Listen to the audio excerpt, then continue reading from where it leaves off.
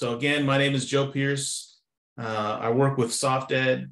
I'm a knowledge engineer with SoftEd, and I conduct training in project management, in design thinking, and in the Agile methodology. So I figured today would be a great opportunity to kind of talk about some of the things that we've been teaching, some of the things that I've been learning, and some of the things that I've seen organizations thrive after implementing. So again, if you have not done so already, please just drop a note in the chat. Let us know where you're coming in, where you're dialing in from.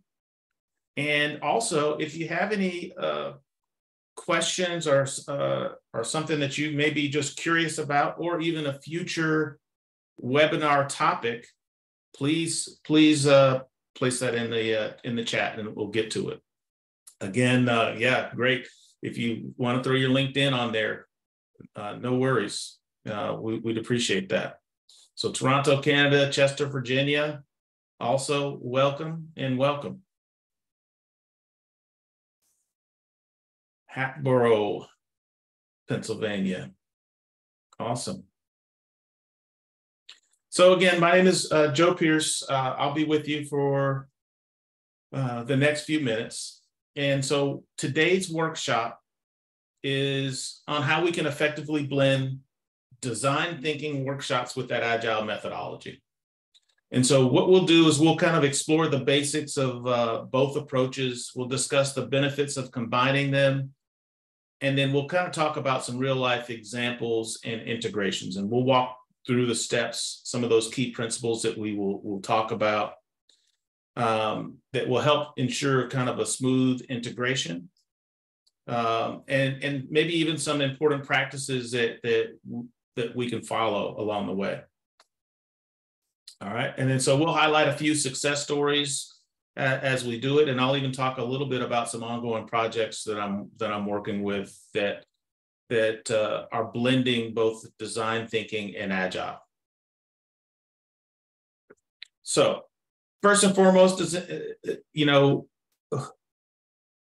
within our group, we may or may not have anybody with any in-depth knowledge of design thinking or Agile.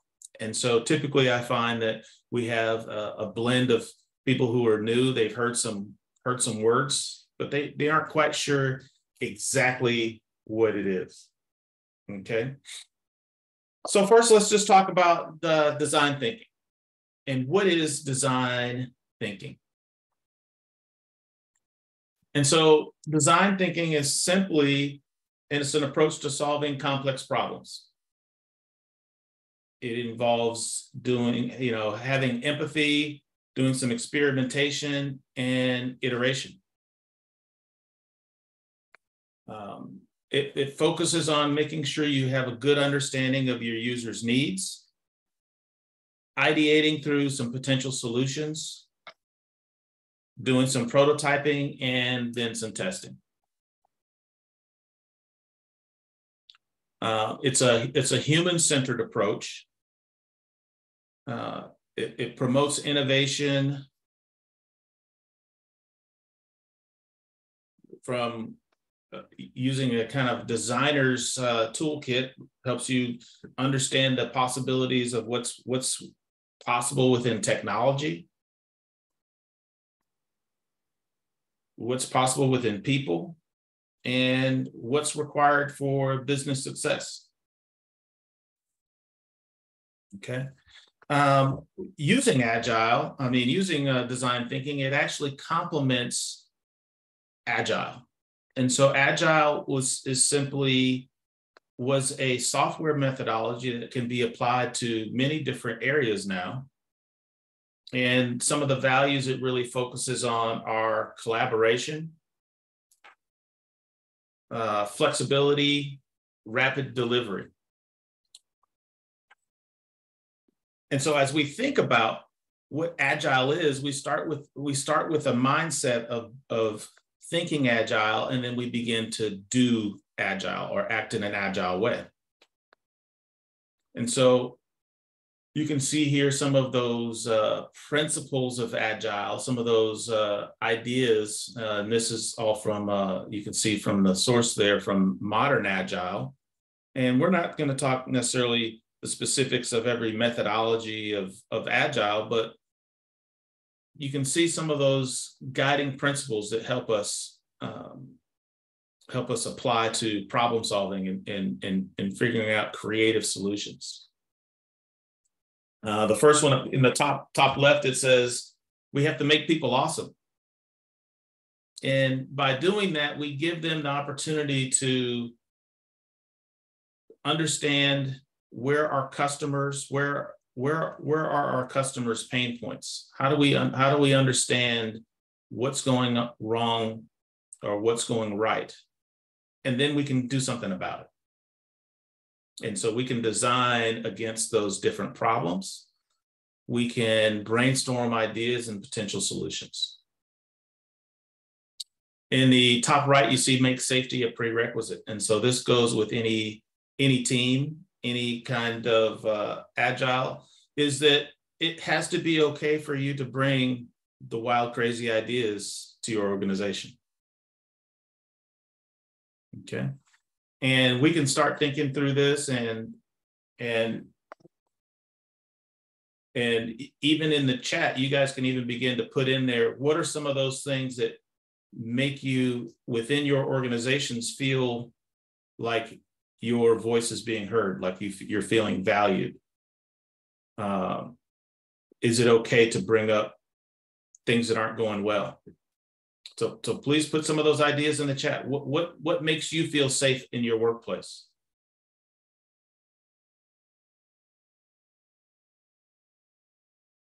Okay, and we'll see some of those start coming in.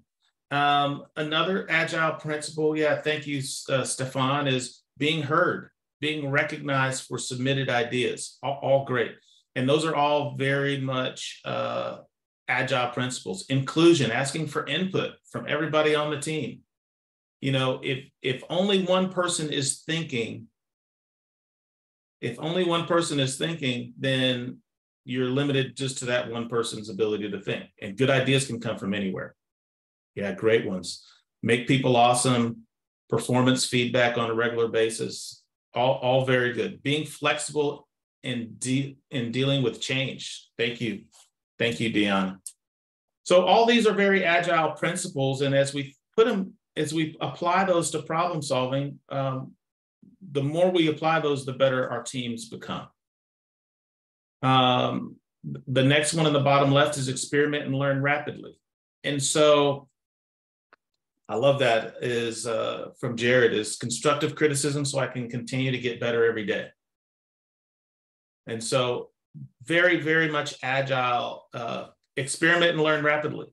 And so Agile takes that flexibility, that curiosity, and we continue to learn. And we learn from brainstorming ideas and then testing.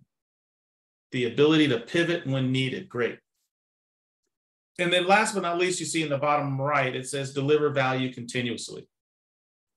In order to deliver value, we have to say, you know, we have to be able to deliver what our customers are asking for. And we do that in small bites. And Agile is about generating some ideas, delivering in small bites so that we can get feedback. So we are driving feedback. Okay, so all great engagement so far. Please, again, if you have an idea, if you have a question, please put it in the chat. Thank you for joining from all around, and good feedback so far. Let's continue.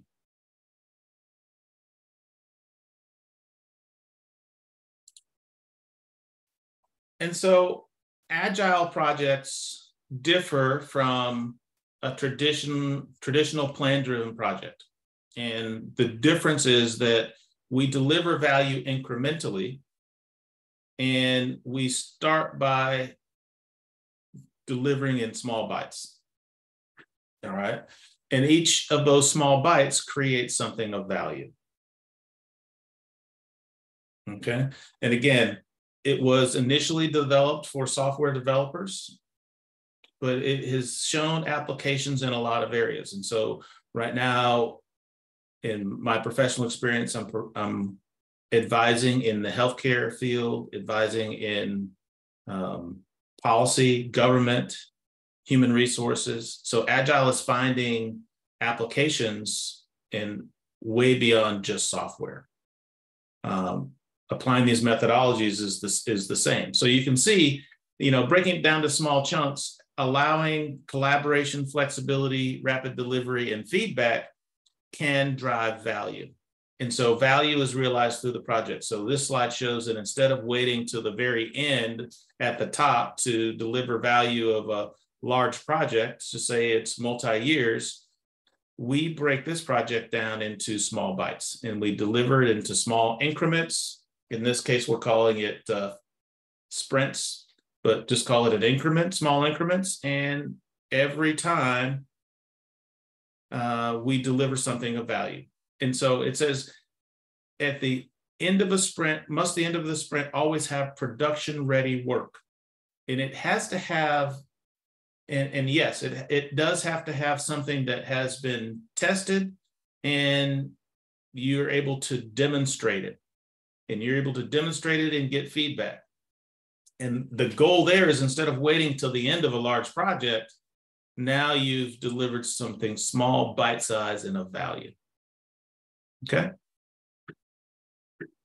So let's take now and kind of blend those two things together. We're going to talk about and apply it using that design thinking methodology and talk through what that looks like in practice. So when we set up a design thinking workshop, we really focus on the empathize, define, ideate sections of the workshop. And the reason here is to get as much information and create as many ideas as possible. And so let's start. So the first thing we're going to do is we're going to have to start with some research. And I believe that good research is always starts with asking the right questions. And so research and empathizing help us understand at a deeper level what are our users' needs, and then helps us understand, once we understand their needs, then that can become the starting point for new solutions. Using Agile, we're able to quickly respond to change or changing requirements. But combining that design thinking in Agile helps us deliver innovative products, innovative services that meet those users' needs. So let's start real quick. And again, throughout here, I'll give a few examples, and you can see from the slide that is in front of you is that when we empathize, we put ourselves in our customer's shoes. We visualize or we use different techniques to figure out what are our customers thinking, what are they feeling, what are they doing, and then as a result of that, what are they thinking, feeling, and doing? Is we figure out what are their challenges or what opportunities can we find out of looking at these challenges. And you can look at the slide and we look at the left side, which says the jobs to be done. Looking at these jobs to be done, we have to ask the right questions to figure out what is the better future reality that our customers are looking for. And it's not always verbal cues. Sometimes it's those nonverbal cues that will drive us to have a deeper understanding.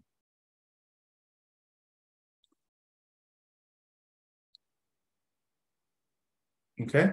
So and then over to the right is as we begin to ask the right questions, as we begin to empathize and put ourselves in in the customer's shoes, we can begin to map out what are the things of value.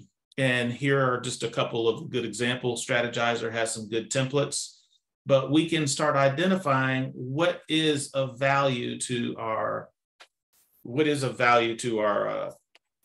to our customers.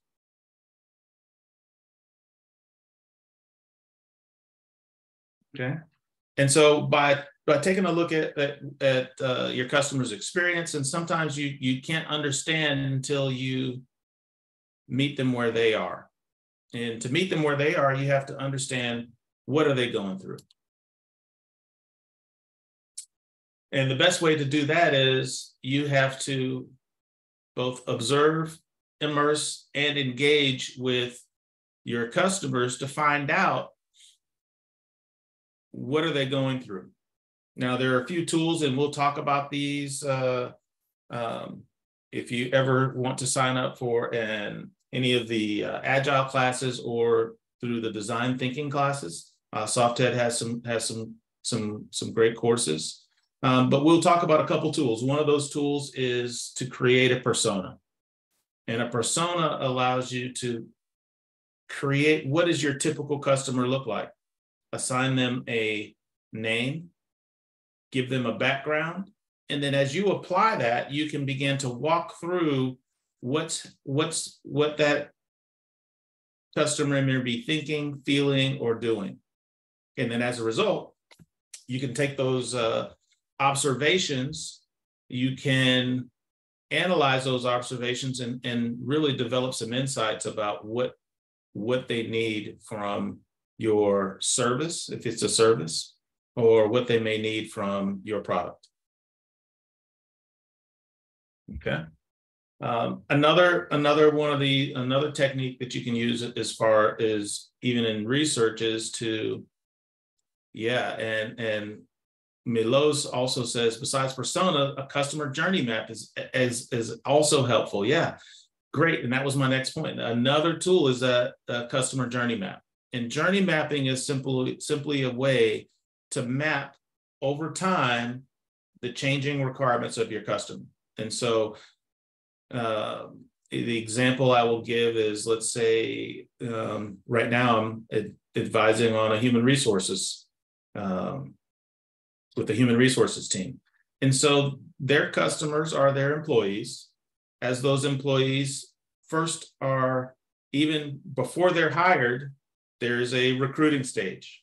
After the recruiting stage, then there's a hiring and onboarding stage. After they're hired and onboarded, then they have their initial training. After their initial training and have been there for a while, then it's kind of in that performance management phase. And then as that employee gets more senior, then you can look at them in the retention stage or promotion stage. And so as you look at each of those stages, their needs and wants and desires are completely different. And so you can map that out over time. You can decide, are there any opportunities, depending on the different types of customers that you have, are there opportunities that they may face as well? And so looking at those, then you can design something specific to those employees. So great, thank you for bringing that up. So now that we have empathized and placed ourselves in our customer's shoes, we've done some research, we've asked some initial questions, we can begin to define what is the problem we're trying to solve. And so a quick and easy way to define a problem is to come up with a problem statement. And a good problem statement typically describes the problem and opportunity. It talks about how it may affect your customer, and it describes the impact. And then it also kind of highlights what success looks like. And so looking at this, here's some good examples of what is a good problem statement. Okay. And a good problem statement focuses on, helps you focus your team, helps you focus your efforts. Okay. And so when you define it, you focus on exactly what that problem looks like, and then you can move forward. So here's just a couple of good ideas on good problem statements. Good problem statement will also help you fuel your brainstorming.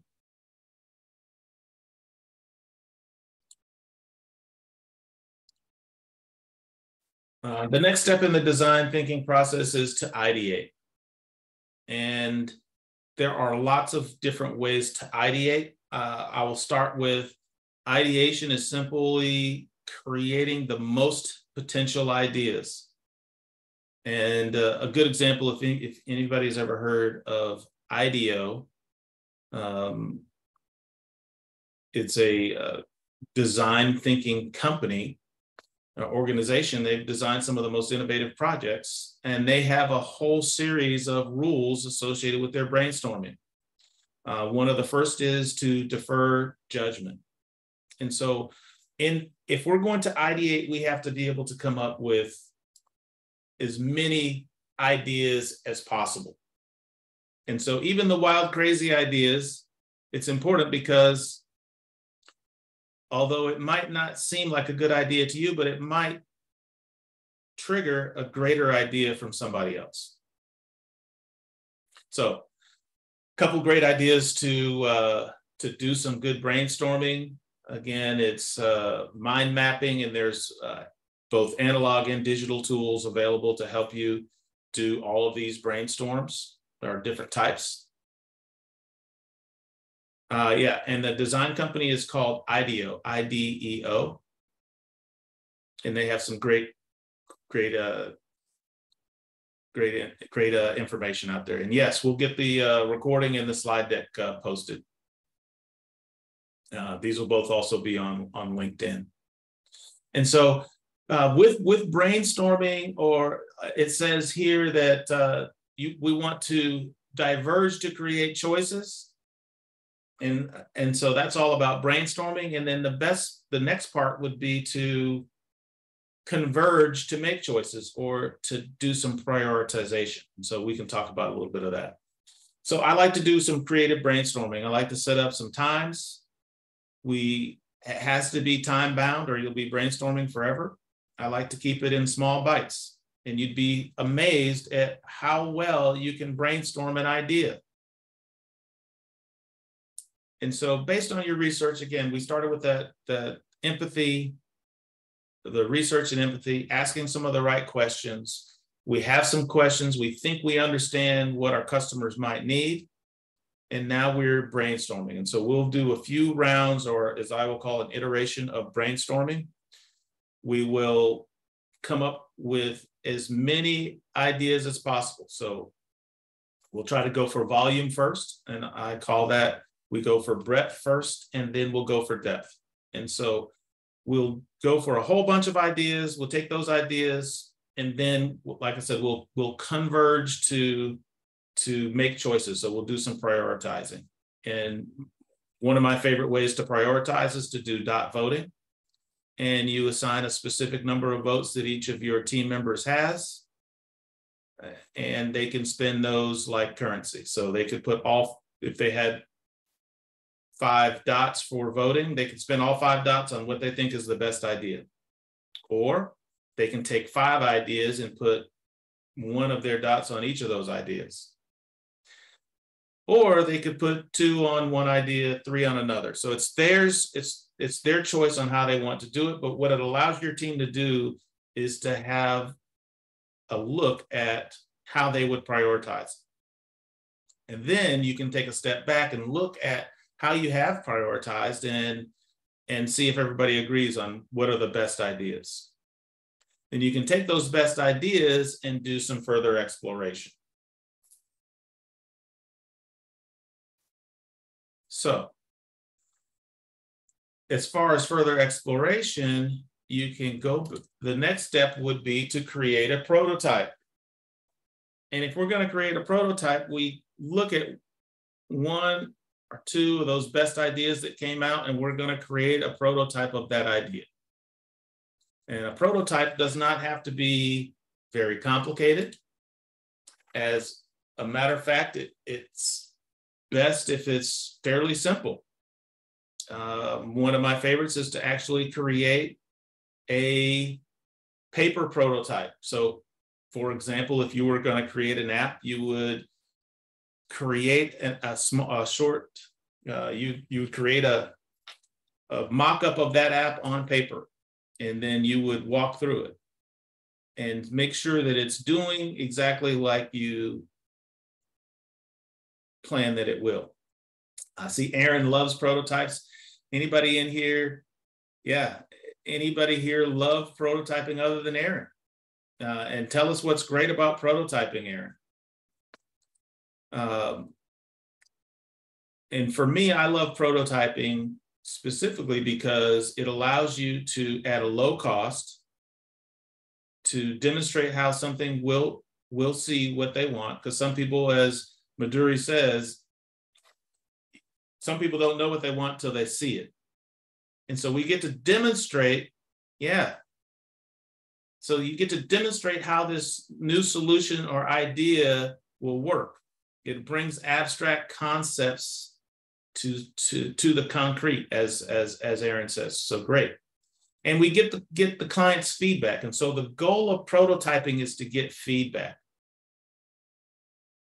And we take that feedback and we can begin to adjust or adapt based on that feedback. So all great discussion and great points. And I always say start with paper, because it's easy and it's not a heavy investment if we're just doing a paper mock-up, as opposed to, say, we're developing a whole new policy or a whole new application. We can begin to frame it out in that paper prototype. Another way is, I like to say in prototyping, is to create what I call just that science fair project type presentation, and where you're presenting the results of your research, you're presenting the results of your surveys, your customer engagements, and that visual representation, and then you can describe your idea and then get feedback.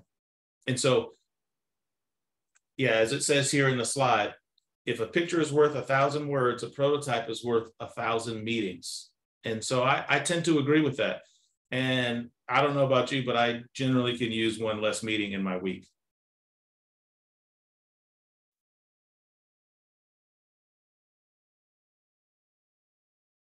Okay. And then, over time,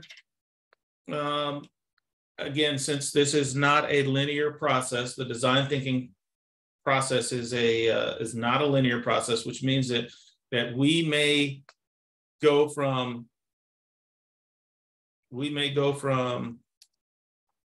the empathize phase, define it. We may take some of those prototypes that may come up and get feedback, that feedback may drive further ideation. So we may have to go back and forth between these stages. And so I want to make sure everybody understands that. When we look at this design thinking process, is that the goal is to generate ideas. The more ideas we generate, sometimes we're going to have to explore them. We're going to prototype the best ideas. The feedback from those prototypes may lead back to more ideas. Yeah, moving back from tests to other steps is not failure, because you're learning. And so the learning that happens could drive a better ultimate product.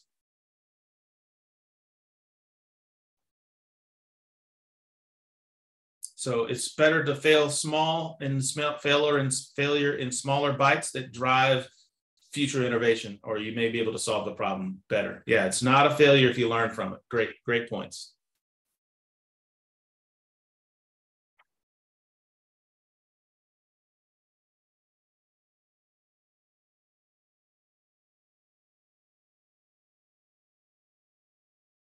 And Malo says design sprint methodology. I guess I'm not exactly familiar with that, and we can, I'd love to have a whole separate conversation about it, but I'd have to do a little bit more research before making sure I come back and talk that effectively.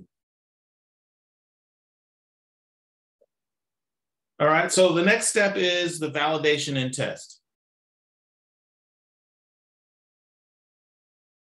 And so once we have a prototype and we have something that we think we've shown the customer and we've got great feedback on it, and then we want to implement it. And we want to implement it and find out, is this solving the customer's problem? And making sure that it is, it's adding value and it is successful. So we have to be able to measure. And one of the things that we have to do is make sure that whatever we're doing, we measure it and we can track success. And so we have to have some goals, some signals, and some metrics.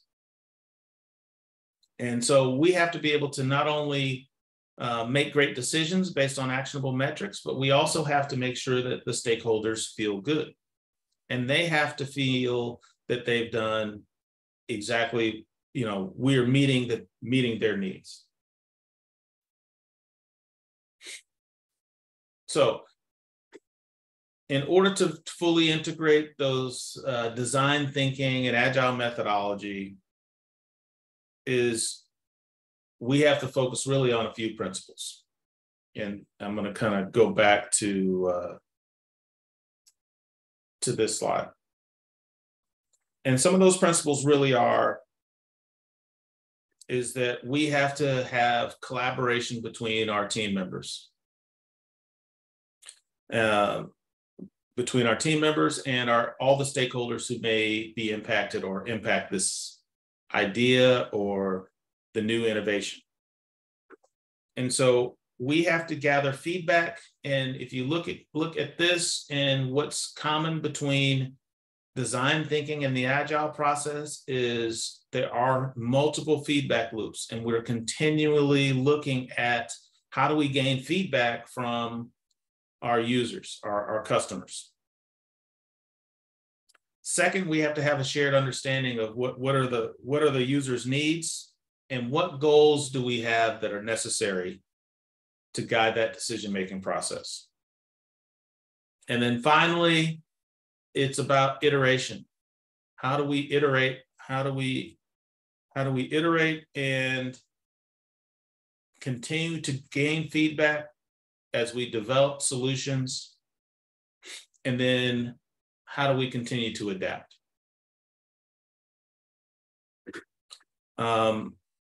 A couple things as well. And again, please, if you have additional questions and answers, please put them in the chat, or you can use the Q&A, and I'll do my best to get to them. And so a few other things that we look at in design thinking is how do we prioritize? How do we prioritize based on what brings the most value to our users?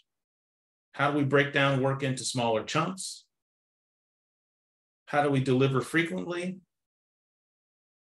And so these are all things that if we are doing them right, then we are going to deliver value to the customer. All right, before we wrap up, and I know this is hopefully at least whet your appetite for design thinking or the agile methodology. There are numerous courses through SoftEd that go over the fundamentals or dive a little bit deeper. Please feel free to reach out and do some exploration.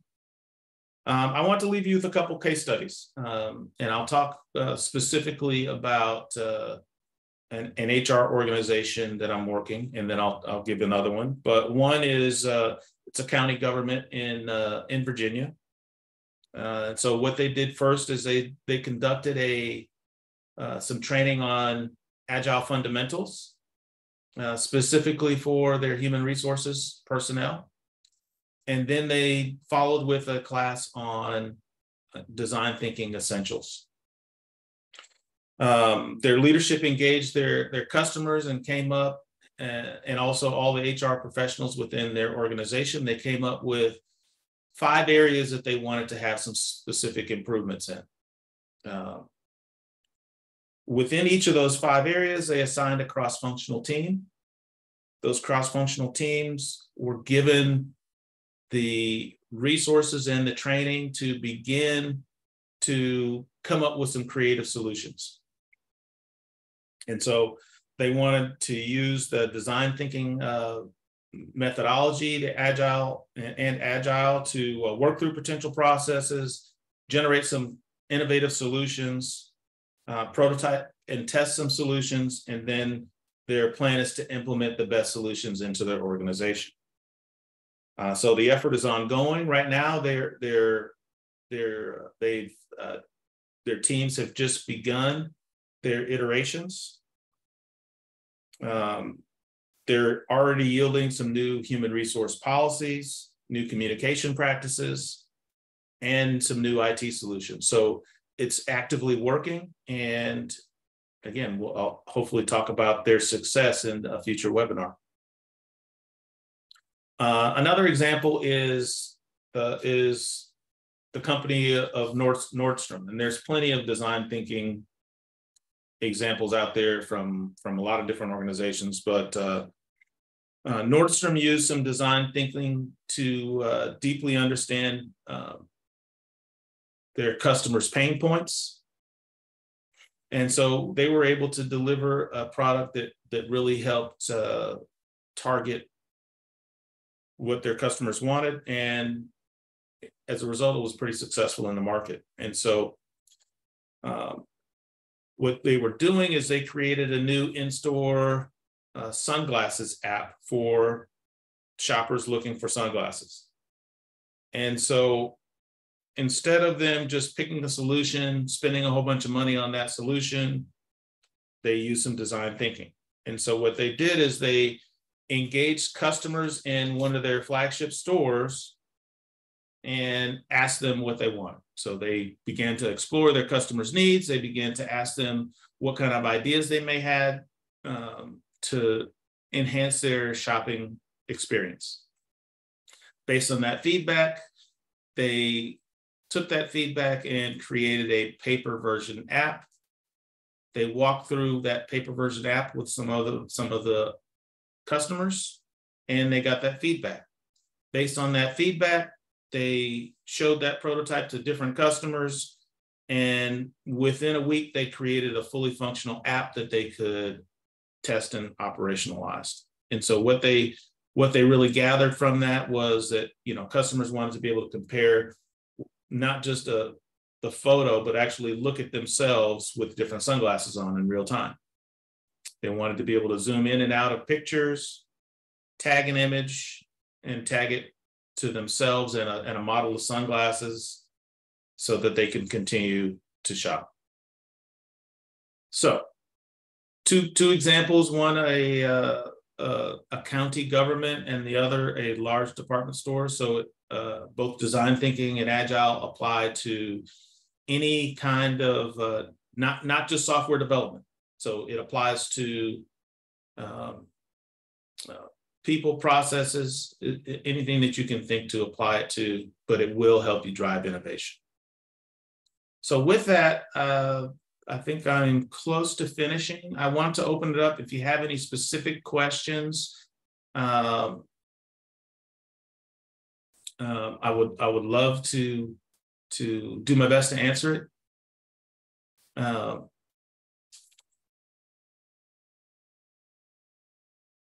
And I'll stay for, all right. Okay, great. I understand how design thinking and Agile should work in conjunction, but how are they different? So they are different in that design thinking is generally going towards a specific solution that you're trying to ideate. The Agile is, I would say it's a way of thinking as well. So they are different. Agile is just used to solve different problems. So again, they are probably more alike than they are different. It would be my answer. Great question. Anybody else?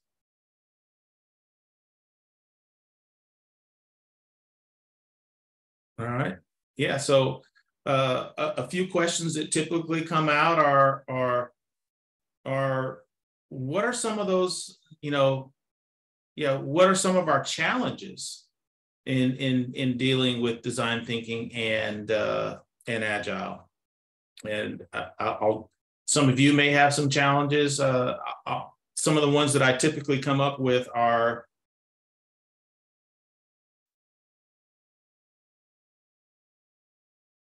some of the typical ones that I come up with are just aligning team members, using team members from different backgrounds. Yeah, I like that. Design thinking is part of a product management framework. Yes, I think it is. Are your development teams involved in the design thinking prototyping session for the VA or Nordstrom? And no, I am not.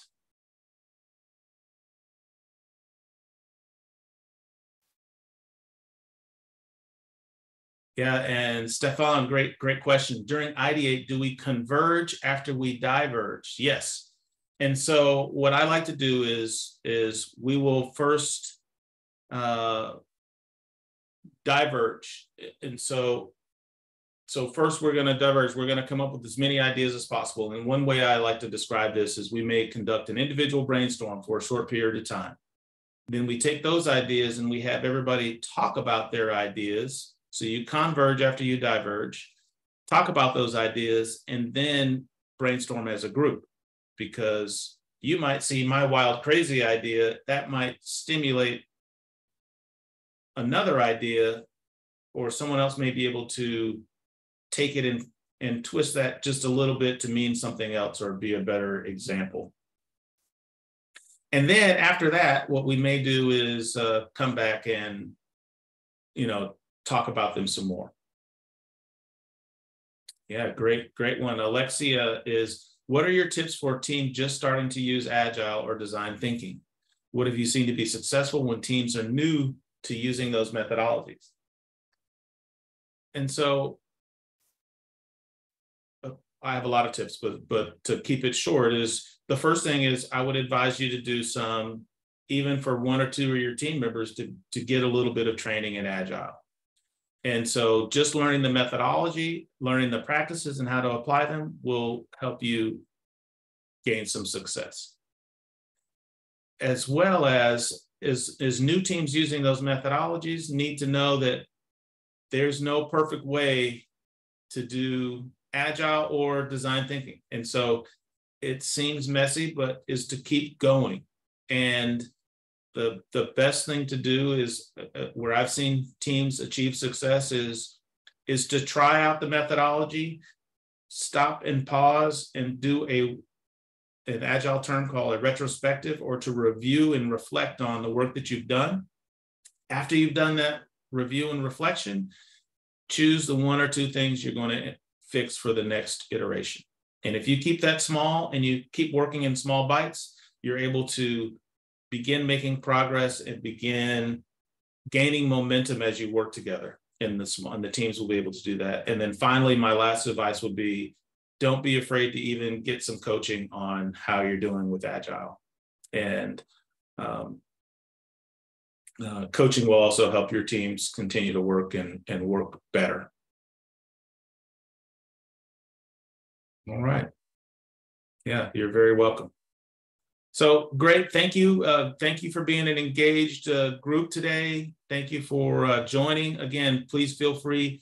The next webinar I'm going to do is July 25th, and someone had mentioned employee or customer journey mapping, and we're going to talk about employee journey maps during that webinar, the next webinar. So that is the 25th of July.